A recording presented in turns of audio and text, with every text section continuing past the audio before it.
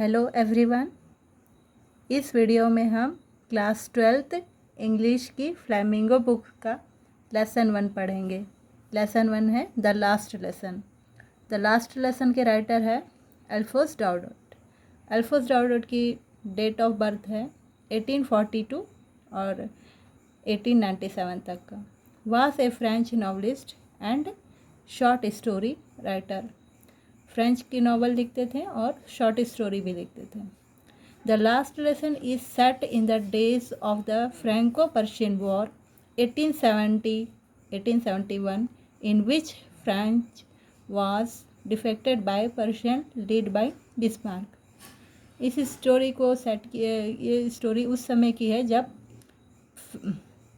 French और Persian वार हो रही थी 1870 से 1871 के बीच की, जिसमें फ्रांस डिफेक्टेड मतलब हार जाता है पर्शियन से, और पर्शियन लीड कर रहा था बिस्मार्क से, मतलब कि इसकी तरफ से अगवाही करना या कह सकते प्रेजेंस, इसकी तरफ से प्रेजेंट की तरफ पर पर्शियन लीड कर रहा था।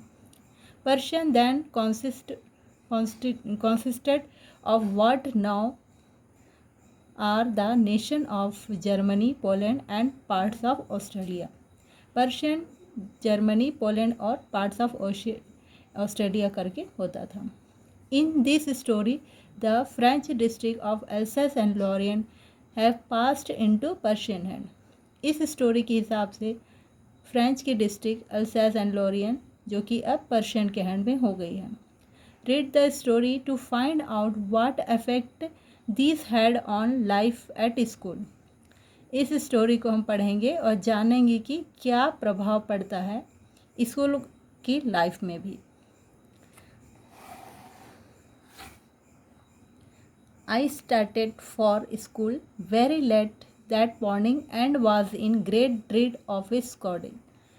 ड्रीड मतलब कि डरा हुआ, स्कॉल्डिंग मतलब कि डांट का। तो मॉर्निंग में स्कूल जाने के लिए लेट से उठे हैं और वो डरे हुए हैं काफ़ी डांट के डर से। Especially because M. Hamill had asked that he would question us on participle. Especially विशेष रूप से M. Hamill से डरे हुए हैं क्योंकि वो आज पूछने वाले हैं क्वेश्चन पार्टिसिपल पर। पार्टिसिपल जो ग्रामर का पार्ट्स होता है।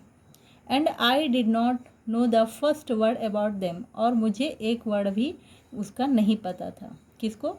ऑथर को, राइटर को। For a moment, I thought of running away and spending the day out of the door. एक क्षण के लिए तो ख्याल आया मन में कि क्यों ना यहाँ से भाग जाएं, मतलब स्कूल से भाग जाएं, न जाएं स्कूल, और सारा दिन बाहर घूमते रहें। It was so warm, so bright. The birds were chirping at the edge of the woods and in the open field back of the sawmill in the Persian soldier were drilling.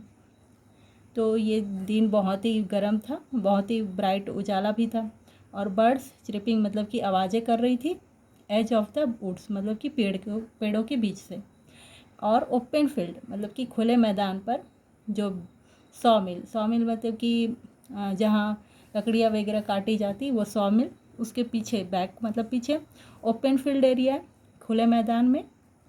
Persian soldier where drilling मतलब कि practice करना। Persian soldier वहाँ practice कर रहे थे। It was all much more tempting than the rule for participle. ये सब चीज़ tempting मतलब कि प्रभावित करना, ये सब चीज़ उसको देखना काफ़ी प्रभावित कर रहा था और पार्टिसिपल के मुकाबले। But I had the strength to resist and hurried off to school. Strength मतलब कि अपने ऊपर ताकत से, और रेसिस्ट मतलब कि रोक पाना, तो अपने ऊपर ताकत से रोक पाता है ये सब देखने से, और वो जल्दी जल्दी स्कूल जाता है। When I passed the town hall, there was a crowd in front of bulletin board. जब वो टाउन हॉल के पास से गुजर रहा होता है तो वहाँ क्राउड मिलता है। क्राउड मतलब कि भीड़। In the front of bulletin board के सामने। For the last 2 years, all our bad news had come from there. The lost battle, the draft, the order of the commanding officers, and I thought to myself without stopping, what can be the matter now? जब वो जा रहा था bulletin board के पास से तो काफ़ी भीड़ नज़र आती है, जो कि लास्ट 2 ईयर्स में वो बुलेटिन बोर्ड हमेशा बैड न्यूज़ का ही रीज़न हुई है, मतलब हमेशा उस बैड न्यूज़ वहीं से आती हैं। जैसे कि लॉस्ट बैटल मतलब कि युद्ध का हार जाना, कोई ड्राफ्ट वगैरह या कोई ऑर्डर कमांडिंग ऑफिसर के, तो ये सब वो चलते चलते सोच रहा था विथआउट स्टॉपिंग। मन में सोचना, थॉट मतलब what can be the matter now, अब वो सोच रहा था कि क्या रीज़न है। Then as I hurried by as fast as I could go, the blacksmith watcher who was there with his appetence reading the bulletin called after me। जैसे ही वो जल्दी जल्दी वहाँ से गुज़र रहा था, ब्लैक स्मिथ जिसका नाम था वॉस्टर वहाँ पास था, अपने अपेटेंस मतलब कि लर्नर या स्टूडेंट कह सकते हैं, स्टडिंग द बुलेटिन बोर्ड के पास रीड कर रहे थे। कॉल आफ्टर मी, मुझे आवाज़ देता है। Don't go fast bub, you will get to your school in the plenty of time. जल्दी मत जाओ बच्चे, बोलते हैं, तुम्हारे पास बहुत टाइम है स्कूल पहुंचने के लिए। I thought he was making fun of me and reached M Hamel's little garden all out of breath. मतलब कि वो ये सोचता है मन में कि उसने मुझसे मजाक किया है, और वो जल्दी जल्दी एम हमिल के गार्डन तक पहुंचता है। ऑल आउट ऑफ ब्रेथ मतलब कि हाँफता हुआ, थका हुआ, जल्दी पहुंचता है। Usually when school began there was a great bustle which could be heard out of the street. Usually बाकी दिन सामान्य तौर पर स्कूल जब शुरू होता है, चलते रहती है, तो ग्रेट बस्टल मतलब कि काफ़ी शोर होता है। विच could be heard which could be heard out of the street, जो कि स्ट्रीट यानी कि रोड तक का सुनाई देता था। The opening and closing of desk, opening closing मतलब कि बेंच चेयर का सरकाना, इधर उधर करना, वो सब। लेसन रिपीटेड इन यूनिशन मतलब कि एक सुर में लेसन पढ़ते हैं बच्चे, वो। वेरी लाउड, बहुत ही तेज आवाज़ होती थी। With our hand over our ears to understand better, किसी भी चीज़ को समझने के लिए अपने कानों पर हाथ रखना पड़ता था। And the teacher's great rule rapping on the table, teachers के जो स्टिक होते थे वो भी बहुत ज़्यादा मारते वारते रहते थे टेबल पर शांत कराने के लिए, वो भी काफ़ी शोर होते रहता था, ये सब की भी आवाज़ें आती थी। But now it was all so still, but अभी बहुत ही शांत लग रहा है।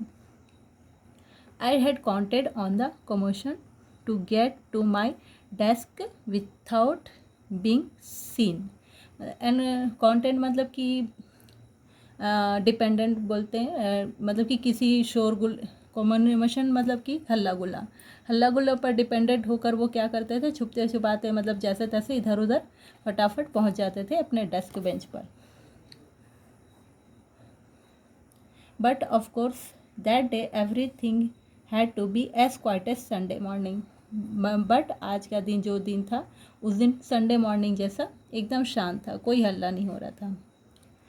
Through the window, I saw my classmate already in their bench and M. Hamil walking up and down with the terrible iron ruler under his arm। मतलब कि आज विंडो से वो देखते हैं कि उसके क्लासमेट सारे वहाँ हैं, बैठे हुए हैं, ऑलरेडी इन देयर प्लेस, अपने जगह पर हैं। एम हमील वॉकिंग अप, इधर उधर चल रहे हैं, अपने आयरन स्टिक, जो स्टिक पकड़े थे वो अपने हाथ में रखे हुए हैं। I had to open the door and go before everyone, मुझे दरवाज़ा खोलना था और सबके बीच से जाना था। You can imagine how a bast and how frightened I was. Imagine मतलब कि आप सोचिए, बस्ट मतलब कि शर्माया हुआ, फ्राइटेंड मतलब कि डरा हुआ, तो काफ़ी डरा हुआ था कि क्योंकि इसे बीच से सबके जाने थे, और कितनी शर्म आ रही थी और कितना मैं डरा हुआ था, बोलते हैं, वहाँ से जाने के लिए। But nothing happened. M. Hamel saw me and said very kindly, "Go to your place quickly, little France. We were beginning without you." मगर ऐसा कुछ नहीं होता है, डांट वाट नहीं पड़ती उसे, और उसे एम हमील देखते हैं और बहुत ही काइंडली, बहुत ही अच्छे से उसको बोलते हैं कि जल्दी आ जाओ अपनी जगह पर, लिटिल फ्रांस बोलते हैं। We were beginning without you, हम तो आपके बगैर ही शुरू करने वाले थे। I jumped over the bench and set down at my desk. मैं जल्द से ही अपने बेंच पर गया और डेस्क पर बैठ गया। Not till then, when I had got a little over my frightened, did I see that our teacher had on his beautiful green coat। मैं अपने जगह पे बैठता हूँ डेस्क पर, फिर इसके जैसे ही मतलब फ्राइटेन मतलब कि डर पर, थोड़ा सा अपने डर पर काबू पाने के बाद, शांत होने के बाद, फिर मेरी नज़र पड़ती है टीचर पर। टीचर एम हमील पर नज़र पड़ती है, जो कि ब्यूटीफुल ग्रीन कोट पहने हुए हैं, frill shirt and the little black silk cap, all embroideries that he never wore except on inspection and prize day। Green colour की कोट थी और जो शर्ट थी वो झालर लगी वाली थी, और वो कैप पहने हुए थे सिल्क ब्लैक का सिल्क कलर का, जिसमें एम्ब्रॉयडरी हुई थी। एम्ब्रॉयडरी मतलब कि डिज़ाइन बने हुए रहते हैं कढ़ाईदार। दैट ही नेवर और एस्केप्ड ऑन इंस्पेक्शन, और वो हमेशा इंस्पेक्शन या प्राइज डे में ही पहनते थे। Beside the whole school seems so strange and so solemn, मतलब बहुत ही गंभीर और बहुत ही नया सा अजीब सा लग रहा था स्कूल आज ये सब के साथ साथ। But the things that surprised me most was to see on the back benches that were always empty। ये सब के साथ मैं देखता हूँ कि सरप्राइज्ड लगता है कि जो बैक बेंच है, लास्ट बेंच, वो हमेशा ऑलवेज एम्प्टी, हमेशा खाली रहता था। The village people sitting quietly, आज वहाँ विलेज पीपल बैठे हैं बहुत ही शांत। लाइक अवर सेल्फ, जो हमारे ओल्ड हाउसर हैं, with his 3 corner hat, the former mayor, the former post master and several other besides. वो वहाँ कौन कौन बैठे हैं? ओल्ड हाउसर हैं जो अपने 3 कॉर्नर केप, त्रिकोणी टाइप की केप पहने हुए हैं, मेयर है, पोस्ट मास्टर एंड अदर, बाकी। Everybody looked sad and Hauser had brought and old primer thumbed at the edge and he held it open on his knees with his great spectacles lying across the page. सभी कोई बहुत दुखी थे और हॉन्सर के हाथ में एक ओल्ड प्राइमर मतलब कि एक बुक होती है पोएम वाली, जो प्राइमरी क्लास में पढ़ाया जाता है। थम्ड एट द एजेस मतलब कि कॉर्नर में बार बार बुक पकड़ने से जो मुड़ी जाती हैं, वो एज मुड़ गई थी थोड़ी, इसका मतलब वो काफ़ी थोड़ी पुरानी थी। And he held it open on his नीज, और वो उसको अपने घुटने पर खोल के रखे हुए थे, और ग्रेट स्पेक्टल मतलब चश्मे से वो देख रहे थे, पेजेस को पलट रहे थे। While I was wondering about it all, M. Hamil mounted his chair and, in the same grave and gentle tone which he had used to me, said, "My children." तो ये सब के बाद अब वंडरिंग कर ध्यान देते हैं कि एम हमिल जो अपने चेयर पर मतलब कि बैठे हुए हैं या कनेक्टेड हैं, माउंटेड मतलब कनेक्टेड, बैठे हुए हैं अपने चेयर पर, वो बहुत ही ग्रेव मतलब कि गंभीर हैं, और गंभीर और बहुत ही अच्छे आवाज़ में ही बोलते हैं कि माई चिल्ड्रन, सभी को बोलते हैं। This is the last lesson I shall give you. ये लास्ट लेसन है मेरा जो मैं आपको पढ़ा रहा हूँ आज। The order has come from Berlin to teach only German. Berlin से ऑर्डर आया है कि अब स्कूलों में जर्मन पढ़ाया जाएगा। वहाँ के स्कूलों में, अल्सास एंड लॉरियन के स्कूलों में। The new master comes tomorrow, नया मास्टर कल से आएगा। This is your last French lesson, ये आपका लास्ट फ्रेंच लेसन है। I want you to be very attentive, मैं चाहता हूँ कि आप सब काफ़ी अच्छे से ध्यान से पढ़ें।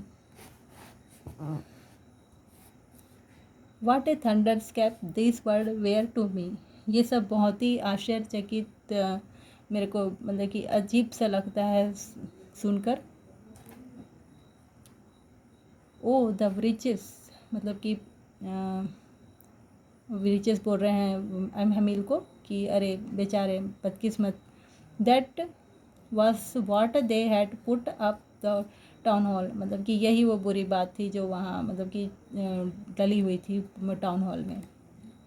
My last French lesson. Why? I had hardly news how to write.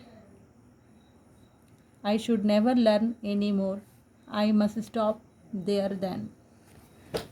तो फ्रेंच लेसन आज मेरा लास्ट लेसन है। बोल रहे हैं क्यों? मैंने तो अभी कुछ पढ़ना लिखना भी नहीं जाना है और ये सब मुझे अब बंद करना पड़ेगा। Oh how sorry I was for not learning my lesson. मुझे बहुत दुख हो रहा है कि मैंने अपना लेसन नहीं पढ़ा। फॉर सीकिंग बर्ड्स एज और गोइंग स्लाइडिंग ऑन द सार। सार रिवर का नाम है। सीकिंग मतलब कि खोजना, सर्च करना। बर्ड्स के अंडे वगैरह खोजते रहे और सार नदी के किनारे घूमते रहते थे।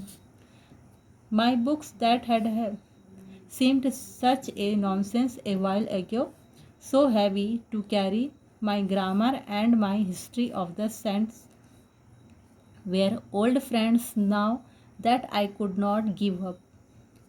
जो अभी कुछ देर पहले इसके ग्रामर बुक, हिस्ट्री बुक और बाकी सारे अदर बुक जो थे वो काफ़ी हैवी लग रहे थे, काफ़ी नॉनसेंस लग रहे थे, और लेकिन अब कुछ ही पल में उसको ये सारे बुक्स उसके ओल्ड फ्रेंड जैसा लग रहे हैं। काफ़ी अच्छा लग रहा है और साथ में एम हेमिल भी बहुत अच्छे लग रहे हैं, वो भी अपने दोस्त जैसा लग रहे हैं उनको। The idea that he was going away, that I should never see him again, made me forget all about his ruler and how cranky he was.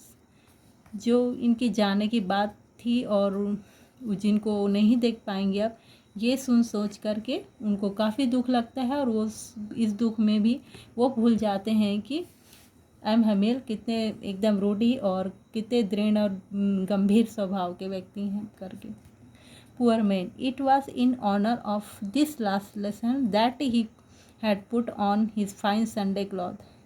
Last lesson है इसीलिए वो ये ऐसे संडे क्लॉथ वाले में अब आए हैं। एंड नाउ आई अंडरस्टूड, अब मुझे बात समझ में आई कि why the old man of the village वे are sitting there in the back of the room. अब मुझे बात समझ में आई कि क्यों बैक रूम यानी कि उनके रूम के लास्ट बेंच में क्यों बैठे हुए हैं villager. It was because they were sorry too that they had not gone to school more. उनको भी दुख होगा कि उन्होंने भी स्कूल अटेंड नहीं किया और कभी पढ़ाई नहीं की। It was their way of thanking our master for his 40 years of faithful service. ये उनका ज़रिया है थैंक देने का, मास्टर जो टीचर है उनको जो 40 वर्ष सर्विस दिए थे अपने अच्छे से, उनको रेस्पेक्ट देने का। And showing their respect for the country that was their no more. अपना रेस्पेक्ट देने आए थे उस टीचर के लिए जो इस कंट्री के लिए बहुत अच्छा काम कर रहे थे। इस वीडियो में इतना ही पढ़ते हैं, नेक्स्ट पार्ट इसके बाद बनाते हैं, सेकंड पार्ट में कंप्लीट करते हैं। और अगर आपको ये वीडियो किसी तरह भी हेल्प मिलता है तो प्लीज़ लाइक शेयर ज़रूर करें, मुझे मोटिवेशन मिलेगी कि मैं नेक्स्ट वीडियो आप लोगों के लिए बना सकूं। Thank you.